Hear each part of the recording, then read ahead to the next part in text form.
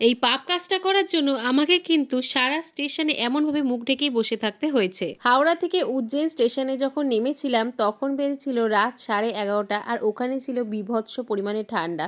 আমি একটা সোয়েটার তো পরিয়েছিলাম, তার ওপর জড়িয়ে নিয়েছিলাম এই কম্বল। আর ভোর 4টের সময় রেডি হয়ে কিন্তু উজ্জয়ন মন্দিরে আমরা রওনা দেওয়ার জন্য বেরিয়ে গেছিলাম।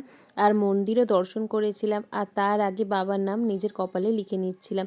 এইখানে দেখো ভিডিওগ্রাফিতে খুব সুন্দরভাবে দেখানো হচ্ছিল বাবার আরতি, বাবার অন্ধকারে আরতি কেমন করা হয়। সবকিছু মিলিয়েই মন্দিরে এক আলাদা রকমের ঊর্জা ছিল, যেটা আমি প্রচণ্ড পরিমাণে অনুভব করতে পারছিলাম। আর যেটা কিন্তু আমাকে অনেক শান্ত বানিয়ে দিয়েছিল এবং শান্ত দৃষ্টিতে বাবার এই অপরূপ সাজসজ্জা দেখতে ইচ্ছা করছিল। উজ্জয়ন গেলে মহাকালেরও দর্শন করার সাথে সাথে কাল ভৈরবের দর্শন করতে হয়। আমরা কিন্তু কাল ভৈরব বাবার কাছেও গেছিলাম দর্শন করতে। জয় মহাকাল লিখে দাও, আমি সেই ভিডিও নেক্সট পার্টে নিয়ে চলে আসবো।